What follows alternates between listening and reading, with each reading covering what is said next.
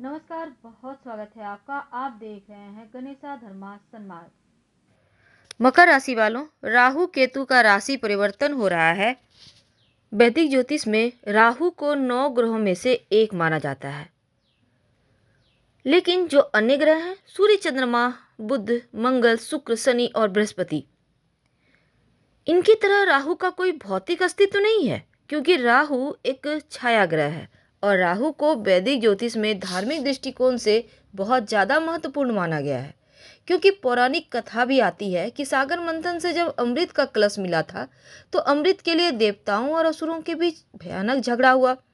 तब भगवान विष्णु ने इस झगड़े को खत्म करने के लिए देवताओं को अमृत पान कराने के लिए भेष बदला और मोहिनी रूप धारण करके वहां पहुंचे। फिर मोहिनी ने देवताओं और असुरों को 2 अलग अलग पंक्तियों में बैठने को कहा।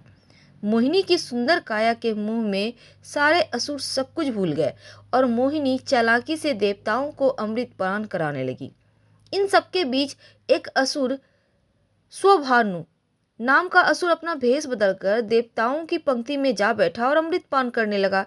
तब सूर्य और चंद्रमा को शंका हुई और उन्होंने यह बात भगवान विष्णु को बताई, जिससे क्रोधित होकर भगवान विष्णु ने अपना सुदर्शन चक्र उस असुर के सिर को धड़ से अलग कर दिया और बाद में उस बटे हुए 2 भागों में एक सिर के भाग को राहु और धड़ को केतु के नाम से जाना गया। अब जो राहु होते हैं वो भ्रम का ग्रह है। राहु धुंधली दृष्टि, झूठी उम्मीदें और अंधविश्वास लाता है जीवन में। राहु का प्रभाव आपको ख्यालों में खोए रहने हुए या फिर स्वप्न दिखाने वाला होता है और ये आपके जीवन पर बहुत प्रभाव डालता है।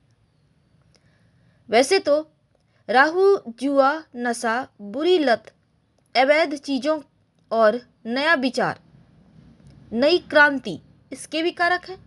लेकिन जो भी इस बात पर निर्भर करता है कि राहु आपकी कुंडली में बैठा किस भाव में है, और यदि राहु आपके शुभ भाव में स्थित हो जाए तो सकारात्मक फल देता है, और अगर निगेटिव, नकारात्मक भाव में, अशुभ भाव में बैठ जाए तो जीवन में सिर्फ नकारात्मकता ही बढ़ता है। क्योंकि राहु का जो विस्तार है, राहु एक बहुत ज़्यादा ऊर्जावान ग्रह माना गया है। तो आपके जीवन पर राहु का इस परिवर्तन का क्या प्रभाव पड़ेगा, क्योंकि कुंडली के हर उस भाव के प्रभाव में वृद्धि करता है जहां ये बैठता है। तो वैदिक ज्योतिष में राहु एक प्रभावशाली ग्रह है, जो किसी भी ग्रह के साथ युति करे या फिर दृष्टि में आ जाए तो उसके ही जैसा व्यवहार करने लगता है। साथ ही जिस भाव में रहता है उस भाव के स्वामी की तरह व्यवहार भी करता है।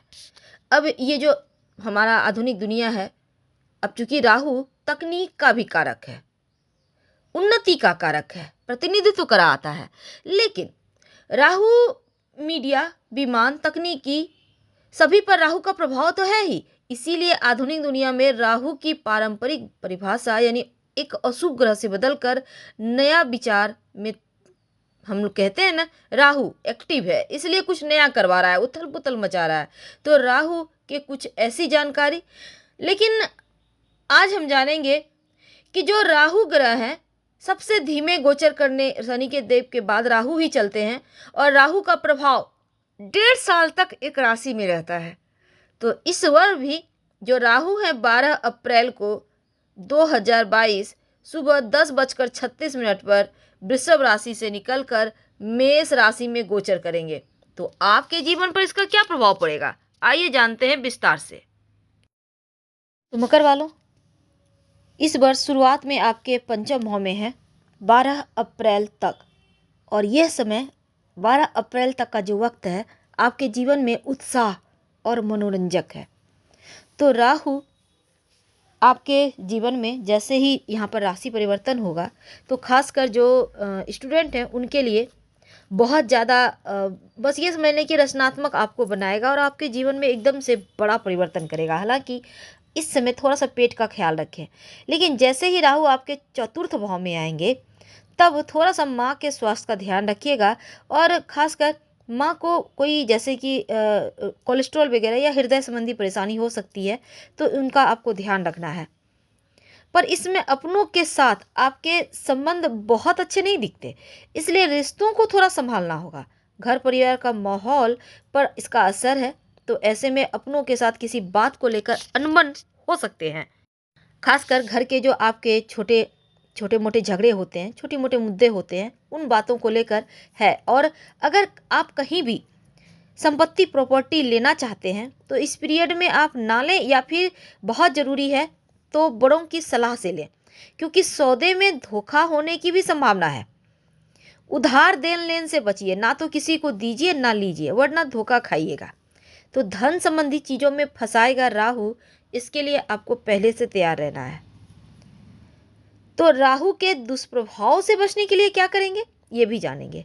तो राहु आपके चतुर्थ में और केतु आपके दसम भाव में आएगा।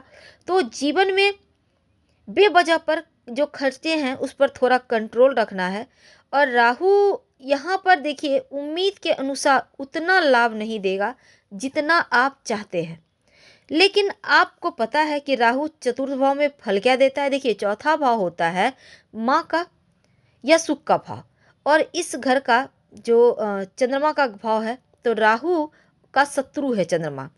तो इस घर में जब राहु आएगा, लेकिन अगर शुभ स्थिति में बैठ जाए तो बुद्धिमान बनाता है, पैसे वाला बनाता है, तीर्थ यात्रा करवाता है।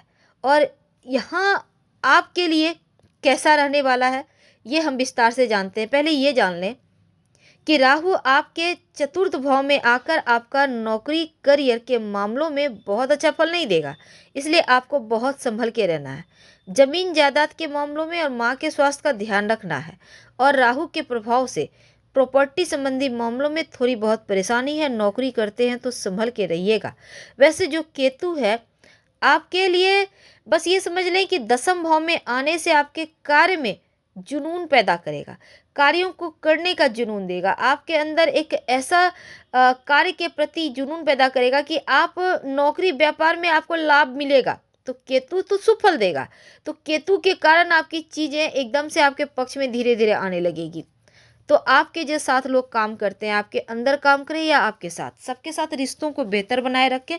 और राहु केतु आपके चौथे 10वें भाव में आने से ये समय बहुत हद तक अच्छा भी होगा, लेकिन बहुत हद तक अच्छा नहीं, यानी यहाँ पर 50-50 चलेगा। पारिवारिक मुश्किलें हैं, स्वास्थ्य संबंधी समस्याएं हैं, पर धन के मामलों में आ रहा है, तो ये चीज़ें आपको थोड़ा सा उलझाएगा। वैसे तो राहु एक क्रूर पापी ग्रह है, लेकिन 27 नक्षत्र में आद्रा स्वाति शतभिषा नक्षत्र का स्वामी भी है। अब यहाँ पर मकर वालों देखिए कई समस्याएं हैं, वाद विवाद कोर्ट कचहरी के मामले हैं, तो आपको सावधान रहना होगा।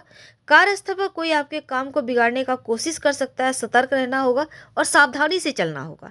उतावलेपन में आकर झगड़े लड़ाई करने से बचना है।